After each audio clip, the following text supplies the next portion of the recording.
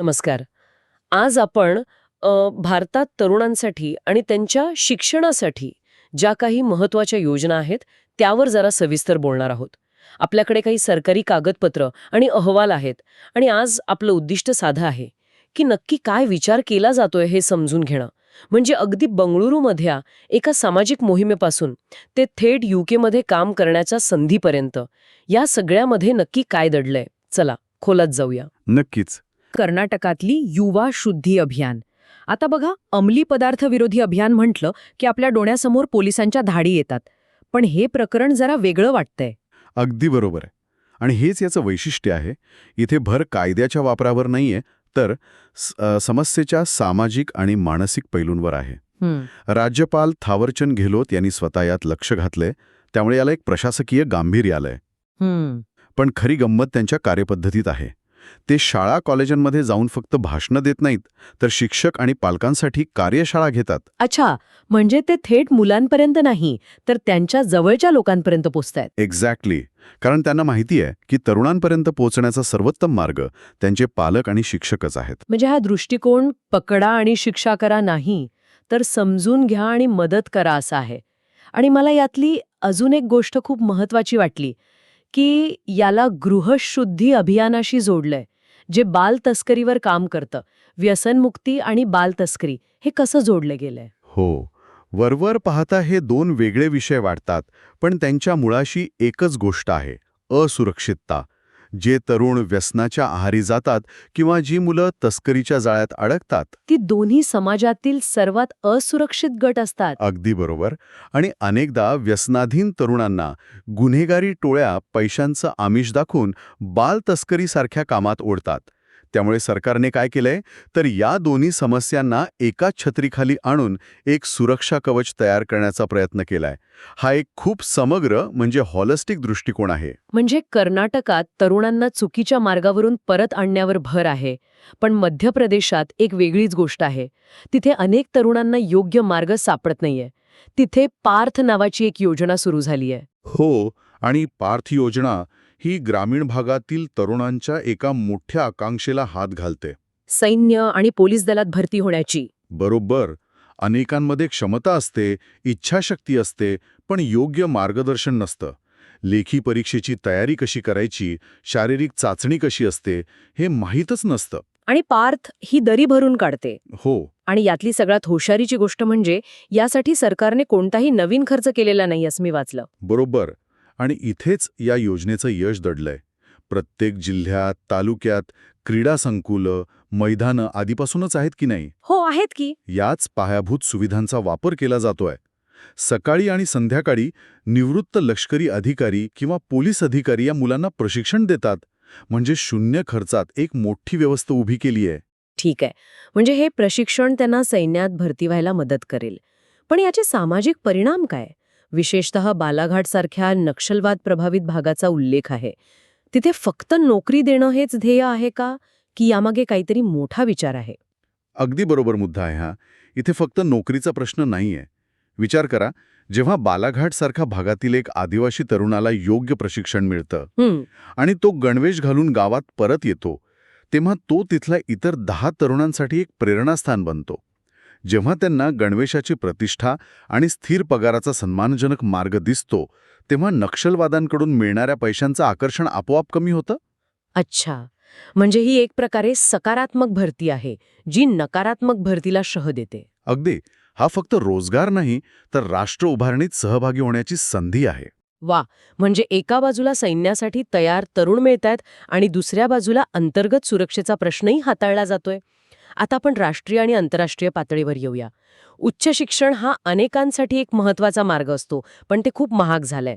याच समस्येवर केंद्र सरकारने प्रधानमंत्री विद्यालक्ष्मी योजना आणली आहे. हो, आणि ही योजना थेट राष्ट्रीय शैक्षणिक धोरण 2020च्या उद्दिष्टांशी जोडलेली आहे. सरकारचे एक ध्येय आहे की उच्च शिक्षण घेण्याच्या वयाचे किमान 50% तरुण-तरुणी कॉलेजमध्ये जायला हवेत. पण फक्त प्रवेश घेऊन भागत नाही ना, पैशांअभावी शिक्षण अर्धवट सुटता कामा नये. तिथेच ही योजना मदतीला येते. पण या योजनेचं वैशिष्ट्य म्हणजे ही सर्वांसाठी नाहीये. ही फक्त दर्जेदार उच्च शिक्षण संस्थांमध्ये म्हणजे QHEIs मध्ये प्रवेश घेतलेल्यांसाठी आहे. म्हणजे IITs, IIMs किंवा टॉप NIRF रँकिंगमधल्या संस्था, हा थोडा भेदभाव नाही का वाटत? हा प्रश्न खूप महत्वाचा आहे, पण यामागचा सरकारचा तर्क समजून घ्यायला हवा. सरकार याकडे एक गुंतवणूक म्हणून बघत आहे. ज्या विद्यार्थ्यांनी कठीण स्पर्धा परीक्षा पास करून देशातील सर्वोत्तम संस्थांमध्ये प्रवेश मिळवलाय, त्यांच्या यशस्वी होण्याची आणि कर्ज फेडण्याची शक्यता जास्त असते. म्हणजे सरकार एक सुरक्षित पैज लावत आहे असं म्हणूया. एक प्रकारे हो, सुरुवातीला तरी लक्ष उच्च संभाव्य विद्यार्थ्यांवर आहे. आणि यातली क्रेडिट गॅरंटीची संकल्पना खूपच इंटरेस्टिंग आहे. ती थोडी सोप्या भाषेत सांगाल का? नक्कीच. ही क्रेडिट गॅरंटी म्हणजे सरकारने बँकेला दिलेला एक प्रकारचा विश्वास आहे. समजा एका विद्यार्थ्याला 7.5 लाखांचं कर्ज हवंय. बँकेला भीती वाटते की हा फेडू शकला नाही तर काय. बरोबर. इथे सरकार पुढे येतं आणि बँकेला म्हणतो, तुम्ही या हुशार विद्यार्थ्याला कर्ज द्या, काही अडचण आलीच तर 75% नुकसानीची जबाबदारी आमची. अच्छा, म्हणजे हे बँकेसाठी एका इन्शुरन्स पॉलिसीसारखं काम करतं? अगदी. त्यामुळे बँका आणि विद्यार्थी यांच्यातील विश्वासाची दरी कमी होते. आणि हे सगळं एकाच पोर्टलवरून pmvidyalakshmi.co.in द्वारे होतं. म्हणजे बँकेच्या चक्करा मारायला नकोत. अजिबात नाही. आणि निधी थेट ई-वाउचर किंवा डिजिटल रुपयाद्वारे दिला जातो. म्हणजे फीससाठी कर्ज घेतलं असेल तर पैसे थेट कॉलेजच्या खात्यात जमा होतात. म्हणजे पैशांची गळती थांबते आणि गैरवापरही टळतो. बरोबर. भारतातल्या सर्वोत्तम संस्थांमध्ये शिकण्याची सोय झाली. पण ज्यांना आंतरराष्ट्रीय अनुभव हवाय त्यांच्यासाठी UK India young professional scheme चर्चेत आहे. हो, आणि ही योजना ब्रेन ड्रेन या जुन्या संकल्पनेला छेद देऊन ब्रेन सर्क्युलेशन या नवीन विचारावर आधारलेली आहे. ब्रेन ड्रेन म्हणजे? आपली हुशार मुलं कायमची परदेशात गेली. ब्रेन सर्क्युलेशन म्हणजे प्रतिभा बाहेर जाते, नवीन कौशल्य शिकते, जागतिक कामाची पद्धत शिकते आणि 2 वर्षांनी तो अनुभव घेऊन भारतात परत येते. आणि मग इथे एखादा स्टार्टअप सुरू करते किंवा ते कौशल्य देशात वापरते. हा देशासाठी दुहेरी फायदा आहे. संकल्पना तर उत्तम आहे, पण यात प्रवेश मिळवणं वाटतं तितकं सोपं नाही. वर्षाला फक्त 3,000 जागा आहेत आणि निवड चक्क लॉटरी पद्धतीने होते. शिवाय बँक खात्यात 2.5 लाख रुपये शिल्लक असावे लागतात. एकीकडे लॉटरी आणि दुसरीकडे ही आर्थिक अट. या दोन्ही गोष्टींमागे एक स्पष्ट तर्क आहे. लॉटरी किंवा बॅलेट सिस्टममुळेच निवड प्रक्रियेत पूर्ण पारदर्शकता येते. कोणाची शिफारस चालत नाही. निष्पक्षता येते. बरोबर. आणि आर्थिक निकष हा कोणत्याही देशाच्या व्हिसा प्रक्रियेचा एक मानक भाग आहे.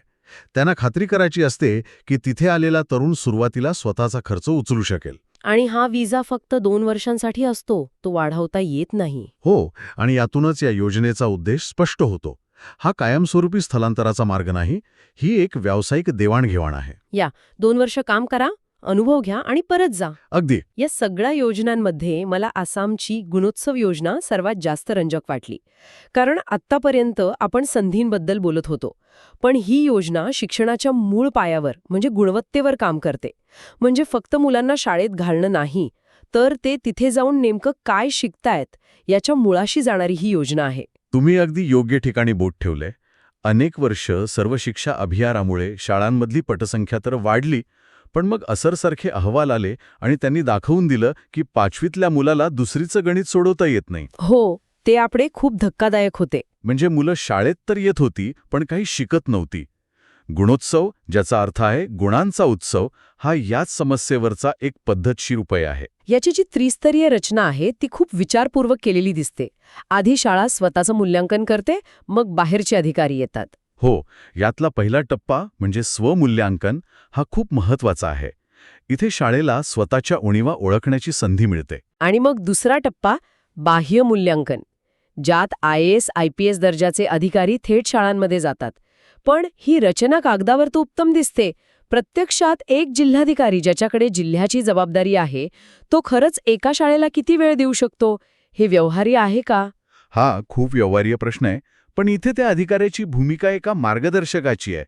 जेव्हा एवढा मोठा अधिकारी शाळेत 2 दिवस घालवतो, मुलांशी बोलतो, तेव्हा संपूर्ण व्यवस्थेवर एक सकारात्मक दबाव तयार होतो. अच्छा, म्हणजे त्यांचं तिथे असणंच खूप महत्वाचं ठरतं. बरोबर. त्यांचा अहवाल थेट मुख्यमंत्र्यांच्या कार्यालयात जातो. त्यामुळे सगळेच जण या प्रक्रियेला गांभीर्याने घेतात. आणि मूल्यांकनाचे निकषही फक्त अभ्यासापुरते नाहीत. 90% महत्त्व शैक्षणिक प्रगतीला, पण 5% सहशालेय उपक्रम आणि 5% समाज सहभागालाही आहे. अगदी. याचा अर्थ शाळेत खेळ खेळले जातात का? सांस्कृतिक कार्यक्रम होतात का? पालक सहभागी होतात का, या सगळ्या गोष्टी तपासल्या जातात. म्हणजे शाळा ही समाजाचा एक जिवंत आणि अविभाज्य भाग बनावी, हा उद्देश आहे. हो. आणि याचे जे 2025चे निकाल आले आहेत ते तर खूपच प्रभावी आहेत. 27,000पेक्षा जास्त शाळा A+ किंवा A श्रेणीत आहेत. हो. आणि शिवसागर जिल्ह्याने तर सलग 3ऱ्यांदा पहिला क्रमांक पटकावला आहे. पण माझं लक्ष गोलाघाट जिल्ह्याने वेधून घेतलं. तो 2ऱ्या नंबरवर आहे, पण तिथे एकही शाळा D ग्रेडमध्ये नाहीये. बरोबर. आणि हा मुद्दा खूप महत्वाचा आहे, कारण याचा अर्थ काय, तर तिथल्या शिक्षण व्यवस्थेने आपल्या सर्वात कमकुवत शाळांना वर उचलण्यात यश मिळवलं आहे. म्हणजे सरासरी गुणवत्ता वाढलीये. अगदी. काही शाळा खूप उत्तम असण्यापेक्षा सगळ्या शाळा एका किमान गुणवत्तेच्या पातळीवर येणं हे जास्त महत्वाचं आहे, नाही का? बरोबर.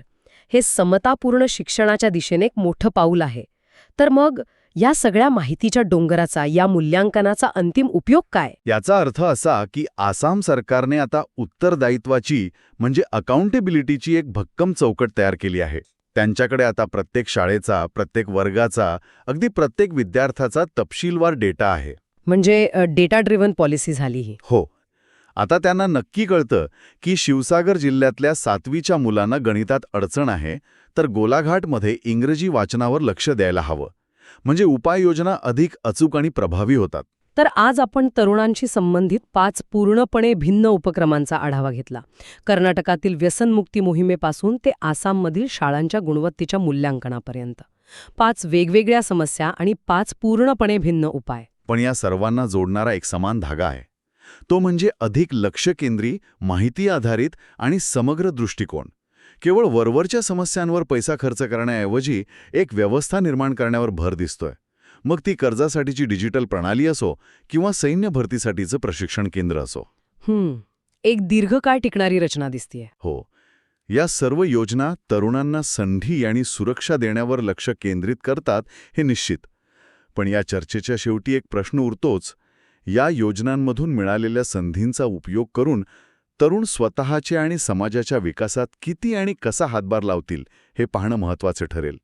म्हणजे केवळ योजना यशस्वी होणं पुरेसं आहे की त्यातून एक अधिक जबाबदार, अधिक सक्षम पिढी घडणं हे खरं यश आहे, यावर विचार करायला हवा.